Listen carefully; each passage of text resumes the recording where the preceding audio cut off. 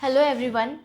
Today, on the occasion of World Heart Day 2024, myself, Protractor Bhakti Gozamgunde, welcomes you to another episode of Days Uncovered. आज आपल्यासोबत आहेत doctor Krishnadas Kotwade sir. Welcome sir and happy world heart day. Thank you very He is much. an interventional cardiologist. Sir, can you please introduce yourself? Myself, Dr. Krishnadas Kotwade. I am interventional cardiologist, did DNB cardiology, and I am working in Latur at Hridayam Heart Care. Yes. Sir, as we all know, we celebrate World Heart Day on 29th September every year. तर या डेचं काय महत्त्व आहे आणि आपण काय aware केलं पाहिजे या दिवशी लोकांना? ॲक्च्युली हार्टबद्दल म्हणजे हार्ट डिसिजेस जे आहेत त्याचं ग्लोबल बर्डन किती आहे हे माहिती असणं गरजेचं आहे. आणि हे जे हृदयाचे आजार आहेत ते कसे आपल्याला प्रिव्हेंट करता येतील त्याच्याबद्दलच्या स्ट्रॅटेजीज लोकांपर्यंत पोहोचणं या वर्ल्ड हार्ट डेचा मेन हेतू आहे. करेक्ट. वी ऑल नो की आजकाल हार्ट अटॅकचं प्रमाण खूप वाढलं आहे. मग ते 40sमध्ये आणि जिडियाट्रिक्सपेक्षा जास्त यूथमध्ये आहे. तर त्याचं रिझन काय आहे, म्हणजे त्याच्या मागचं ते कशामुळं वाढत आहे नेमकं? त्याचे मल्टिपल रिझन आहेत. ॲक्च्युली यूथमध्ये जी फिजिकल ॲक्टिव्हिटी आहे ती कमी झालेली आहे because of many reasons.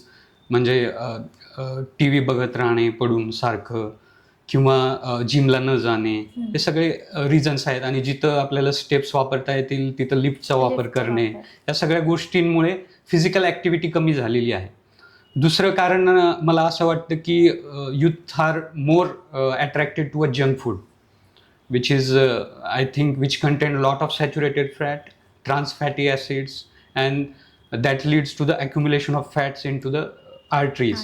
blood vessel मध्ये ते जमा होतात. ते एक कारण असू शकतं. आणि दुसरं म्हणजे हार्ट हेल्दी डाएट जे आहे ते आपल्या डाएटमधून कमी होत चाललंय वरचीवर. जसं प्लांट बेस्ड फूड जे आहेत ते हार्ट बेस्ड डाएट आहेत, आणि ते डाएट मला वाटत नाही की यूथमध्ये त्याचं तेवढं क्रेज आहे. आणि यूथचं दुसरं अट्रॅक्शन असं आहे की म्हणजे स्मोकिंग, अल्कोहोल हे बॅड हॅबिट्स आहेत ते त्यांना जास्त अट्रॅक्ट करतात. आणि smoking is a killer. Means it develops blockages at earlier age when you start smoking.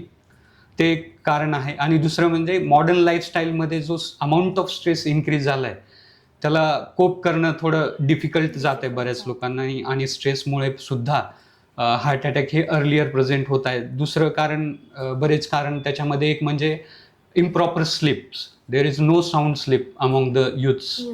That may be the reason. And as well as there are multiple risk factors like diabetes, hypertension. They present at earlier age. They are now presenting in early ages. That's why the blockages in the arteries develop at earlier age, and that leads to the heart attack. So there are some reasons, and other reasons could be some genetic abnormality which raises blood cholesterol throughout the family, throughout the generation. That leads heart attack in earlier age group as well. There are some hypercoagulable states, means there is increased clotting tendencies of the blood. It runs in the family, it runs in the generation. So in such a kind of patients, they present earlier as compared to other groups. So these are some reasons where heart attack is more prevalent before 40 years of age. If you look Indian statistics, 50% of heart attacks are occurring less than 50 years of age. That's the statistics. And as we are Asians, so our genes are more predisposed to development of heart disease at earlier age group. So we need to be more aware about this. Correct. Now it comes on mental health. म्हणजे एक खूप serious issue आहे mental health. Anxiety, depression हे सगळं म्हणजे खूप common factors झाले आजकालच्या जनरेशनमध्ये. मग मेंटल हेल्थ किती अफेक्ट करू शकते हार्टला? Is there any relation between those both things, mental health and heart? Yes, definitely. There is a lot of relation between mental health and heart diseases. Actually, what disease, mental health illness, what you just now enumerated, these are chronic conditions. And these chronic conditions, your hormone levels of adrenaline, which will be consistently higher in your blood, and that causes increased heart rate, increase your blood pressure for prolonged period, and that will damage your heart ultimately. Second thing is because of chronic stress, there is increased cortisol level also in your blood. That cortisol is known to increase your blood sugar and cholesterol level. That ultimately causes blockages in your blood vessels. One more thing is to cope up with this stress, this kind of diseases, they take bad habits. They acquire bad habits like smoking and alcoholism. That again adds up the risk factor for development of heart attack. तर sir बऱ्याच जणांना असा एक प्रश्न पडतो की काही असे फॅसिलिटीज आहेत का, सध्या काही असे मेडिकल टेस्ट्स आहेत का की आपल्याला इन फ्युचर हार्ट अटॅक येणार किंवा आपलं हार्ट किती बॅड झालंय हे आपल्याला कुठल्या टेस्टवरतून कळू शकतं का? एक टेस्ट आहे पण ती अजून रिसर्च लेवललाच आहे की आपल्याला जस्ट हार्ट अटॅक येण्याच्या अगोदर आपल्याला कळेल की हार्ट अटॅक येणार आहे म्हणून. Few minutes few seconds before it will tell you that you are going to have an heart attack. पण ॲज सच आत्तापर्यंत तरी काही अशी मशीन नाही आहे की जी प्रिडिक्ट करेल की हार्ट अटॅक तुम्हाला आहे की नाही. खरं तर आपलं हार्ट हेल्दी आहे का हे बघण्यासाठी आपल्याला महत्त्वाची ही गोष्ट आहे की आपण जे आपली रुटीन डेली ॲक्टिव्हिटी करतो ते आपण किती कम्फर्टेबली करत आहेत. आपण डेली जे एक्सरसाइज करतो ते किती कम्फर्टेबली करत आहेत. याचा अर्थ असा आहे की तुम्हाला ते करताना काही त्रास होत नाही आहे, काही सिम्पटम येत नाही आहेत. तर ही गुड साईन आहे की हे इंडिकेट करते की तुमचं हार्ट ओके आहे. ते रुटीनली तुम्हाला हार्ट रेट तुमचा बघावा लागेल. ते नॉर्मल असेल तर it indicate your heart is healthy. Blood pressure check करावं लागेल तुमचं. इट्स नॉर्मल रेंज असेल तर it indicates your heart is healthy. Some blood checkups like cholesterol level, LDL जे बॅड कोलेस्ट्रॉल आहे ते 100 मिलीग्रॅम पर डेसिलिटरच्या आतमध्ये पाहिजे. दुसरं म्हणजे ब्लड शुगर लेवल्स तुमच्या नॉर्मल पाहिजे. हे सगळे काही ठोकताळे आहेत ज्याच्यानुसार आपण सांगू शकतो की तुमचं हार्ट हेल्दी आहे. आणखी एक गोष्ट म्हणजे एक्सरसाइज नंतर आपण एक्सरसाइज करताना हृदयाचे ठोके वाढतात खूप, है ना. एक्सरसाइज हार्टबीट फास्ट होतात आणि जर आपण एक्सरसाइज बंद केली तर हृदयाचे ठोके नॉर्मली येतात. तर एक्सरसाइज बंद केल्यानंतर किती रॅपिडली तुमचे हृदयाचे ठोके नॉर्मलला येतात याला आपण हार्ट रेट रिकव्हरी असं म्हणतो. आणि ती जेवढी रॅपिड असेल दॅट इंडिकेट्स दॅट तुमचं हार्ट तेवढे हेल्दी आहे. म्हणजे फक्त आपल्याला कुठल्या म्हणजे बेसिक गोष्टींवरती लक्ष द्यायचं. बेसिक गोष्टींवरती लक्ष द्यायचं. आणि प्रिव्हेन्शनमध्ये म्हणजे तुम्हाला डेली फिजिकल ऍक्टिव्हिटी पाहिजे, हार्ट हेल्दी डाएट तुम्ही खाल्लं पाहिजे, मेंटल पीस पाहिजे, स्लीप चांगली पाहिजे. या सगळ्या गोष्टी जर तुम्ही केल्यात तर आपल्याला पुढचा जो हार्ट अटॅक येणार आहे तो डेफिनेटली 100% आपल्याला प्रिव्हेंट करता येतो. It is a preventable disease. Heart attack is a preventable disease. Just you need to be aware and you should take care of it. That's all. This is very common thing but आपल्याकडे याची awareness नाही आहे. काही particular medicines असतात जे doctors म्हणतात की आपल्या घरी ते असायलाच पाहिजे. असे कोणते मेडिसिन्स आहेत जेणेकरून म्हणजे हार्ट अटॅक जर आपल्याला आला तर ते आपण हॉस्पिटलमध्ये जाऊ जिसपर्यंत तो जो पिरियड आहे तो आपण कॉम्प्लिकेशन्स आपण त्याचे म्हणजे त्याचा त्रास आपण कमी करू शकतो किंवा मेजर हार्ट अटॅक जो आहे तो आपण कसा प्रोलॉंग करता येऊ शकतो. म्हणजे आपल्याला टेम्पररी ट्रीटमेंट देऊन हॉस्पिटलपर्यंत ॲटलिस्ट पेशंटला कसं पोहोचवता येईल. तर याच्यामध्ये ॲस्प्रिन हा एक अँटीप्लेटलेट आहे. तो प्लेटलेटचं कार्य जे आहे तो प्रतिबंधित करतो अँटीप्लेटलेट असल्यामुळे. आणि प्लेटलेटचं मेन काम काय आहे तर क्लॉटिंग तयार करणे. हार्ट अटॅक याच्यामुळे येतो की हृदयाच्या रक्तवाहिनीमध्ये अचानकपणे ब्लड क्लॉट तयार होतो आणि तो क्लॉट जसा जसा वाढत जातो तसं कॉम्प्लिकेशन्स जास्त वाढत जातात.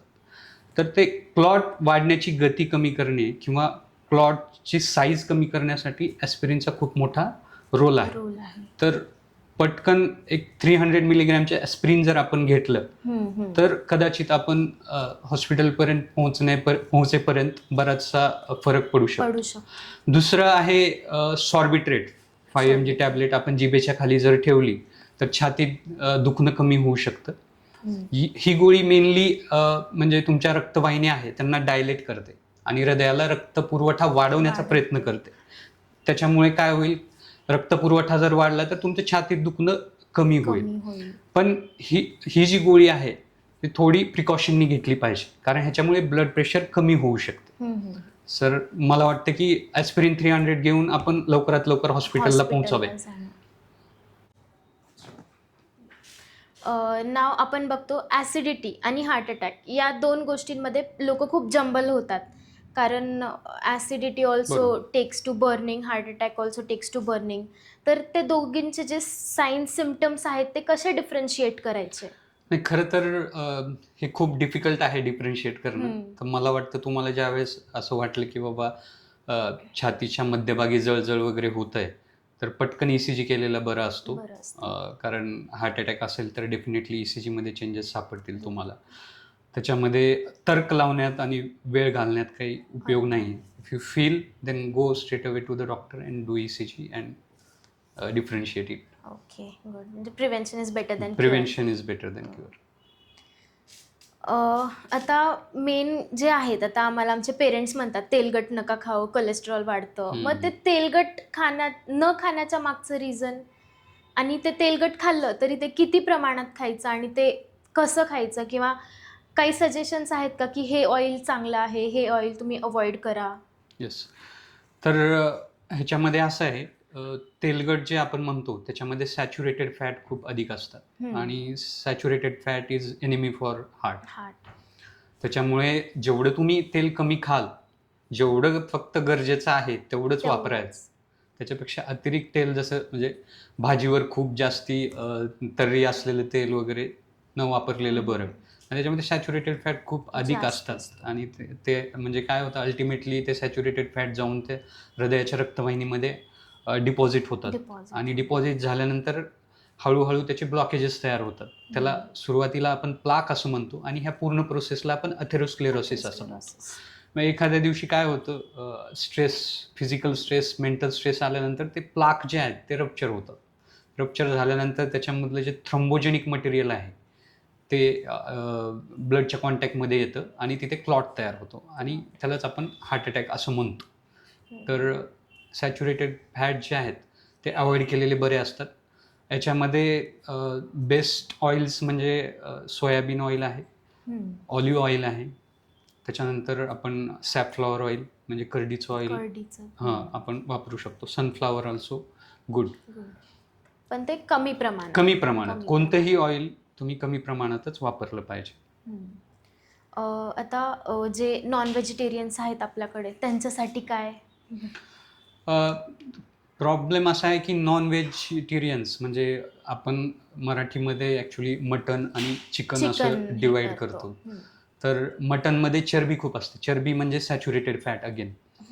मग आपण, आणि अमेरिकन हार्ट असोसिएशन जे आहे ते असं सांगतात की मटन अवॉइड केलेलं बरं असतं, आणि चिकन सुद्धा जेवढं होईल तेवढं अवॉइड केलेलं बरं असतं. चिकन खायचंच असेल तर स्किनलेस चिकन, आणि स्मॉल पीसेसमध्ये केलेलं चिकन, कारण मोठ्या पीसेसमध्ये चरबी भरून असते.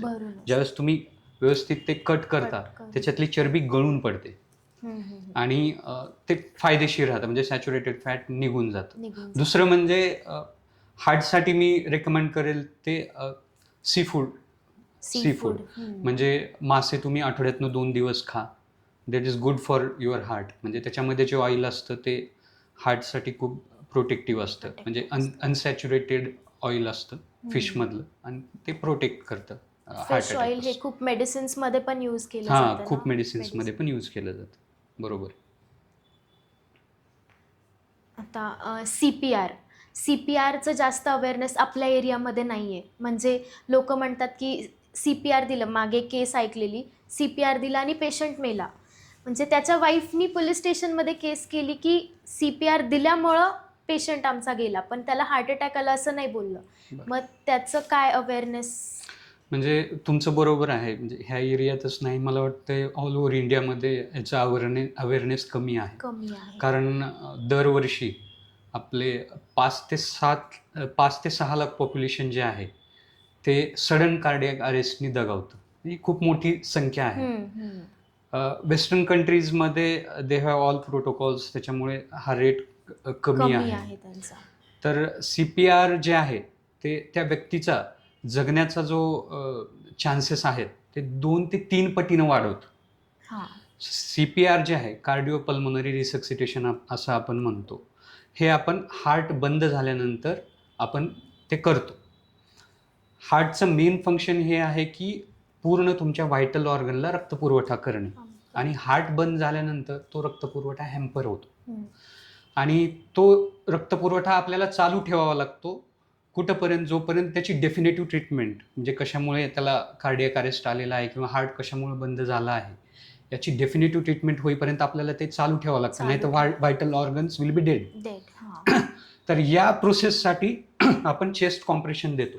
त्यालाच आपण CPR असं म्हणतो. चेस्ट कॉम्प्रेशन म्हणजेच हार्टला कॉम्प्रेशन देऊन आपण ब्लड फ्लो चालू ठेवतो.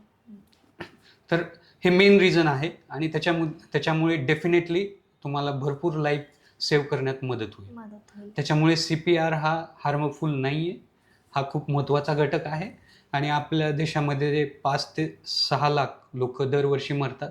डेफिनेटली जर सगळ्यांनी CPR शिकला तर आपण हा आकडा डेफिनेटली 0 आणू शकतो.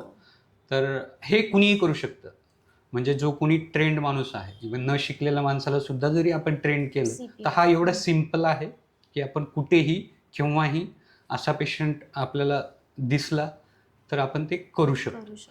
कार्डियक अरेस्ट आपण कसा म्हणजे नेमकं बघायचं की पेशंट कार्डियक अरेस्टमध्ये कसा आहे. तर युजली कार्डियक अरेस्टचे पेशंट काय बेशुद्ध पडतात, आणि त्यानंतर आपण त्याचा एकतर मानेमधली नाडी बघायची किंवा मांडीमधली नाडी बघायची. जर नाडी बंद असेल, म्हणजे लागत नसेल, तर याचा अर्थ हा कार्डियक अरेस्टमध्ये आहे, आणि त्यावेळी आपण चेस्ट कॉम्प्रेशन चालू करायचे. छातीच्या मध्यभागी आपण कॉम्प्रेशन देतो, आणि 5 सेंटीमीटर डेप्थ असं आपण कॉम्प्रेशन देतो. 1 मिनिटामध्ये 100 ते 120 कॉम्प्रेशन दिले पाहिजे. So that helps to save many lives. नक्कीच आपण CPRचे कॅम्प्स घेऊ. डेफिनेटली. आता म्हणजे सगळं डिस्कस केलं, पण आपण हार्ट अटॅकचे जे मेन 5-6 सायन्स सिम्पटम्स आहेत ते, कारण भरपूर लोकांना तेही माहीत नाही आहेत आतापर्यंत. हार्ट अटॅकचे सिम्पटम्समध्ये मोस्ट कॉमन आहे छातीच्या मध्यभागी दुखणे, जळजळ होणे, अनइझीनेस वाटणे, किंवा पोटाचा जो वरचा भाग आहे त्याच्यामध्ये दुखणे, डाव्या हातामध्ये दुखणे, मुंग्या येणे, जडपणा पडणे, मान दुखणे, वरची पाठ जी आहे ती पाठ दुखणे, किंवा जबड्यामध्ये पेन होणे, दम लागणे, बेशुद्ध पडणे, अंधारी आल्यासारखे वाटणे, मळमळ होणे, उलट्या होणे, हे सगळे जे सायन्स आहेत किंवा सिम्पटम्स आहेत हार्ट अटॅकचे असू शकतात. युजली मला ह्याच्यावरून आणखी एक सांगायचं आहे, ते म्हणजे बऱ्याच लोकांना असं वाटतं की मला चेस्ट पेन नाही आहे याचा अर्थ मला हार्ट अटॅक नाही, असं नाही आहे. कारण बरोबर आहे, मोस्ट कॉमन जे प्रेझेंटेशन आहे ते चेस्ट पेननीच होतं, पण अटिपिकल प्रेझेंटेशन जसं मी म्हटलं, बाकीचे सिम्पटम्स सुद्धा बऱ्याच लोकांमध्ये आढळून असतात. ते मोस्ट कॉमनली फिमेलमध्ये जास्त असतात, आणि ज्यांच्यामध्ये डायबिटीज आहे, ज्यांच्यामध्ये अदर कोमॉर्बिडिटीज आहेत, त्यांच्यामध्ये हे अटिपिकल प्रेझेंटेशन जे आहे हार्ट अटॅकचं हे कॉमन आहे. बायपास या गोष्टी खूप कॉमनली कानावर पडत आहेत, तर याबद्दल काही अवेअरनेस मेसेज? म्हणजे ॲक्च्युली म्हणजे हार्टच्या रक्तवाहिनीमध्ये जे ब्लॉकेज होतात त्याचं परमनंट सोल्युशन बायपास किंवा अँजिओप्लास्टी हे नाही आहे. हे जे प्रोसिजर्स आहेत ते तुमचं जे हृदयविकाराचं मेन कारण आहे त्याची ट्रीटमेंट नाही करत आहेत. ते फक्त तुमच्या हृदयाचा रक्तपुरवठा वाढवत आहेत काहीतरी दुसऱ्या ऑपरेटिव्ह मेथड्स. तुमच्या हृदयाच्या रक्तवाहिनीमध्ये जे ब्लॉकेजेस तयार झालेले आहेत त्याचे कारण आहे तुमची लाईफस्टाईल, तुमचे रिस्क फॅक्टर्स. याला तुम्ही कंट्रोल केल्याशिवाय बायपास किंवा अँजिओप्लास्टी हे जास्त वेळ टिकणार नाही. नंतर ते सुद्धा ब्लॉक होऊन तुम्हाला हार्ट अटॅक येऊ शकतो. त्याच्यामुळे हृदयविकाराचं जे मूळ कारण आहे ते तुमच्या दररोजच्या लाईफस्टाईलमध्ये दडलेलं आहे, तर त्याच्यामध्ये तुम्हाला चेंजेस करावे लागतील. हे एक मेसेज द्यायचं आहे. आणि दुसरं म्हणजे अँजिओप्लास्टी लाईफ सेविंग आहे. पेशंटला हार्ट अटॅक आल्यानंतर रक्तवाहिनी बंद पडलेली असते, तर त्याला आपल्याला ओपन करणं हाच पर्याय असतो. ओपन करून रक्तपुरवठा पुढं सुरू करणं आणि हृदयाचं जेवढं काही डॅमेज आपल्याला प्रिव्हेंट करता येईल ते करणं महत्त्वाचंच आहे. पण हे स्टेंट जे आहेत किंवा एकदा स्टेंट टाकल्यानंतर ते लाईफ लॉंग पेटंट राहतील असं नाही आहे. 1 ते 2% रिस्क राहते, ते स्टेंट पुढे जाऊन बंद पडू शकतात. तसंच बायपासचंही आहे. ओके. म्हणजे सर्जरीज नंतर पण लोकांना त्यांच्या लाईफस्टाईलवर लक्ष दिल्यासच ते द्यावंच द्यावंच लागेल, लागेल. कारण ते मूळ कारण जे आहे ते सगळं रिस्क फॅक्टर आहे. डायबिटीज आहे, ब्लड प्रेशर Blood आहे, pressure. स्मोकिंग आहे, अल्कोहोल आहे, फिजिकल इनॅक्टिव्हिटी आहे हम्म. किंवा हार्ट हेल्दी फूड न खाणं आहे. खाणं. ह्या सगळ्या गोष्टी हे मूळ कारण आहेत त्याचे. तर तुम्ही ते नाही केलं तर डेफिनेटली नंतर दुसऱ्या रक्तवाहिनीत ब्लॉकेजेस तयार होतील किंवा बायपास ब्लॉक होतील किंवा स्टेंटमध्ये ब्लॉकेजेस तयार होतील. आणि ओबेसिटी म्हणजे माणूस जाड आहे, ओबेज आहे, तर तो किती प्रोन आहे हार्ट अटॅकला, म्हणजे त्याला किती चान्सेस आहेत असं काही? ओबेसिटी हा एक definitely risk Risk factor factor. आहे. आणि डेफिनेटली ओबेसिटीमुळे डायबिटीज, ब्लड प्रेशर आणि तुमचं कोलेस्ट्रॉल लेवल वाढतात. वाढतो. या सगळ्या गोष्टी कॉमनली कॉन्ट्रीब्यूट करतात ते तुमच्या हार्ट अटॅकची रिस्क वाढण्यासाठी. अँड ओबेसिटी तर डेफिनेटली आहेच. आहे. म्हणजे sir these are all interconnected. म्हणजे तुम्ही Interconnected. जर वजन कमी केलं तर डायबिटीज, शुगर पण कमी होईल तुमची, Control ब्लड मध्ये. प्रेशर पण कंट्रोलमध्ये येईल, पुन्हा हार्ट अटॅकची रिस्क सुद्धा कमी होईल. So all these are interlinked. तर what are the common myths regarding heart that need to be cleared out? Yes, during uh, I heard from one patient that while doing exercise or playing sport, lot of people are dying. So I have stopped doing an exercise. Exercise. So this is not an excuse for not doing an exercise. The problem is people who are having sedentary life suddenly start doing exercise, unaccustomed exercise with high intensity exercise. That is not good for your heart. That predisposes you for getting an heart attack. Correct. So basically you have to start your exercise at a very basic level. You have to start it slowly, upgrade your intensity slowly, increase your stamina, increase your endurance, so that these kind of exercise, the exercises which are you are doing regularly, consistently over a long period, these kinds of exercise are beneficial for your heart. They prevent your heart attack.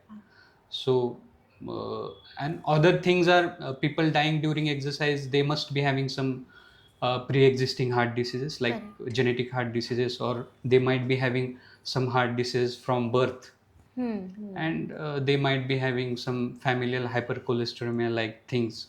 So they don't check it before doing an exercise. So my advice is all of you to just before starting any exercise program, you should consult your cardiologist and get all your health checkup done, and then you start your exercise with proper guidance. Okay. So look at means consistent exercise, regular exercise is definitely beneficial for your heart. There is no doubt. So you have to continue doing exercise. As I am a physiotherapist, आपल्या झोनमध्ये patient cardiac rehabilitation म्हणजे after a cardiac surgery very few people come for that रिहॅबिलिटेशनसाठी किंवा start their life again. तर त्याच्यासाठी तुम्ही काय suggest करता? म्हणजे इवन आफ्टर म्हणजे हार्ट अटॅक येऊन गेल्यानंतर सुद्धा किंवा कोणत्याही सर्जरीज, हार्टच्या सर्जरीज झाल्यानंतर सुद्धा तुम्हाला जे फिजिकल ॲक्टिव्हिटी आहे ती कंटिन्यू करणं खूप गरजेचं आहे. ते तुमचा दुसरा हार्ट अटॅक जो आहे तो प्रिव्हेंट करेल.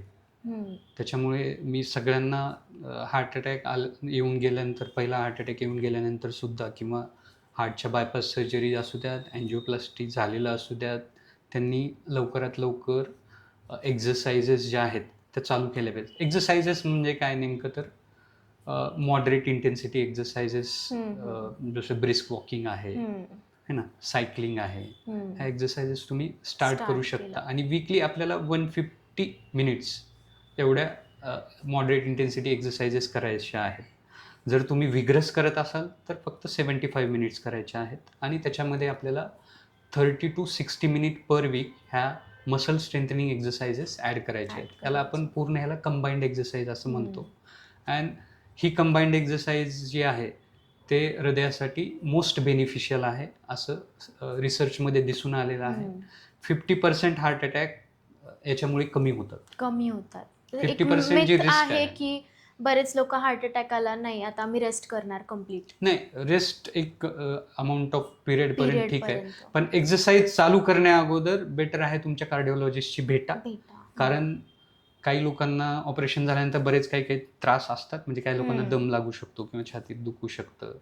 तर यांनी त्यांच्या कार्डिओलॉजिस्टचा सल्ला घेऊन लवकरात लवकर एक्सरसाइजेस चालू करणं महत्त्वाचं आहे. सर तुम्ही तुमच्या लाईफमध्ये किती हार्ट पेशंट्स बघितलेत, म्हणजे एक क्वांटिटी असं काही सांगू No, शकता का? I cannot remember, but I have seen so many patients. So um, I'm fortunate enough to save some of them with primary angioplasties for a heart attack. What was your like toughest case you have seen in your history, like something, any memory connected with that? Yes, I think earlier I came to Latur. I did one case in Vivekananda Hospital. It was also on news channel for some period of time. Okay. So patient was very bad. They were non-affording. So I took him directly for angioplasty. We did it, but during angioplasty, means before only, he got second heart attack and his blood pressure was down. He was on ventilator for 10 days. But I opened his artery, coronary artery, and re-established the blood flow. Then slowly he came up, and after 10 days he was fine with God's grace. Sir now the most important is precautions. काय precautions आपण घ्यायला पाहिजे, म्हणजे what kind of precautions म्हणजे heart attack पासून वाचण्यासाठी? मला वाटतं तुम्ही डेली फिजिकल ॲक्टिव्हिटी केली पाहिजे. फिजिकल ॲक्टिव्हिटी म्हणजे सायकलिंग, ब्रिस्क वॉकिंग यासारख्या एक्सरसाइजेस डेली एक 30 मिनिट्स 5 days a वीक केल्या पाहिजेत. जर तुम्ही खूप विगरस इंटेन्सिटी एक्सरसाइजेस करत असाल, ज्याच्यामध्ये की आपलं स्विमिंग येतं, सिंगल टेनिस येतं, किंवा आपलं डिगिंग यासारख्या एक्सरसाइजेस ज्या आहेत करत असाल, तर तुम्ही रोज 15 मिनिट जरी केल्या 5 days in a week, तर ते इनफ आहे. आणि दुसरं मी म्हटल्यासारखे बाबा मसल स्ट्रेंथनिंग एक्सरसाइज एक 30 ते 60 मिनिट एक वीकमध्ये ॲड केलं तर ते हार्टसाठी खूप बेनिफिशियल आहे. दुसरं म्हणजे तुम्हाला रोज जे आहे डेली तुम्हाला प्लेंटी ऑफ व्हेजिटेबल्स, म्हणजे खूप साऱ्या भाज्या, जे आजकालची जनरेशन खात नाही, आणि खूप सारे फळं खावे लागतील डेली. त्याच्यानंतर तुम्हाला खूप सारे डाळी डेली खायला पाहिजेत. बदाम, अक्रोड, पिस्ता, काजू यासारखे पदार्थ डेली कन्झ्युम केले पाहिजेत. त्याच्यामध्ये खूप सारे फायबर्स असतात, म्हणजे की हार्टसाठी किंवा कोलेस्ट्रॉलचं ॲब्सॉर्प्शन कमी करतात आणि ते बेनिफिशियल असतात.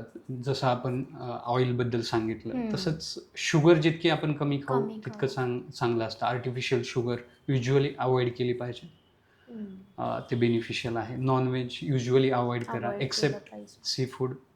अंडे तुम्ही खाऊ शकता ज्यांना खायचं आहे. Eggs are good. पण सगळ्यात महत्त्वाचं आहे कन्सिस्टन्सी. म्हणजे you should do it consistently.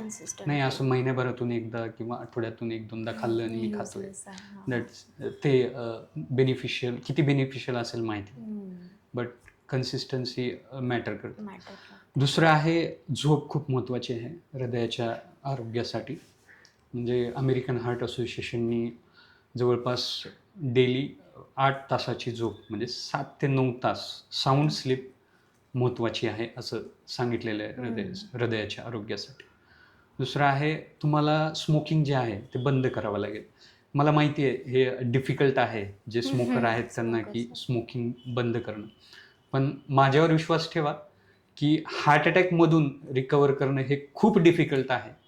म्हणजे स्मोकिंग सोडणं जितकं डिफिकल्ट आहे त्याच्यापेक्षा कितीतरी पटीनं हे डिफिकल्ट आहे हार्ट अटॅकमधून रिकवर होणं किंवा एखाद्या हृदयाच्या आजारासोबत जीवन जगणं हे खूपच डिफिकल्ट आहे. त्यामुळे स्मोकिंग बंद करा. अल्कोहोलसुद्धा रिसेंट म्हणजे बरेच लोक म्हणतात की मॉडरेट क्वांटिटी ऑफ अल्कोहोल जे आहे ते हार्टसाठी बेनिफिशियल आहे. पण रिसेंटली एक लॅन्सेटमध्ये स्टडी आलेला आहे. त्याच्यामध्ये असं सांगितलं आहे की no amount of alcohol is safe for your health. त्याच्यामुळे अल्कोहोलसुद्धा बंद केलेलं बरं असेल. म्हणजे अमाऊंट ऑफ अल्कोहोल कन्झम्पशन जसं जसं तुमचं वाढतं तसं तसं तुमची कॅन्सरची रिस्क असेल किंवा मरण्याची रिस्क असेल हे वाढत जाते असं त्या स्टडीजमध्ये नमूद केलेलं आहे. जर तुम्ही अल्कोहोल खूप लाँग ड्युरेशन आणि क्रोनिकली घेत असाल तर तुमच्या हृदयाची साईजसुद्धा वाढते, हृदय फेल होतं आणि तुमच्या हृदयाच्या रिदम डिस्टर्ब होतात, इरेग्युलर होतात, ते की तुमच्या आरोग्यासाठी म्हणजे हानिकारक आहे. त्याच्यानंतर तुमचे जे हृदयविकाराचे जे रिस्क फॅक्टर आहेत, हाय कोलेस्ट्रॉल, BP किंवा शुगर, हे नियंत्रणात ठेवण्याचा प्रयत्न करा. तुमच्या डॉक्टरांशी भेटा. ते लेवल तुमच्या जे आहेत शुगरच्या लेवल, कोलेस्ट्रॉलच्या लेवल ते नियंत्रणात आहेत का ते पहा. BP तुमचं कंट्रोलमध्ये आहे का ते पहा. या सगळ्या गोष्टी तुम्हाला हृदयविकाराच्या आजारापासून मुक्त करतील किंवा प्रिव्हेंट करतील, होण्यापासून वाचवतील. Correct. So last but not the least, how is your experience being a cardiologist?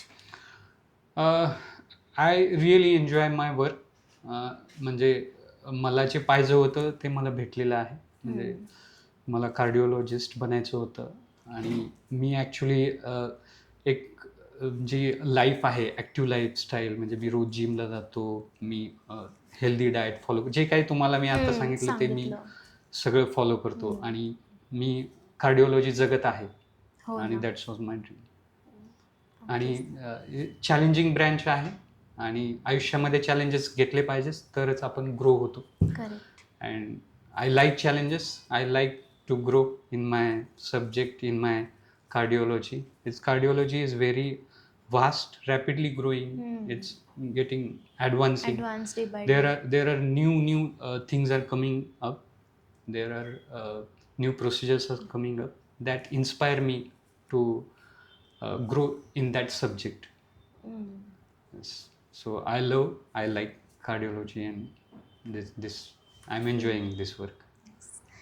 Wow, it was really an amazing and helpful conversation. I hope people watches it and understand the importance of healthy heart. Thank you so much, sir, for having us. Thank you so much for sharing such information. It was very nice to talk. Thank you very much for giving me this opportunity. Thank you.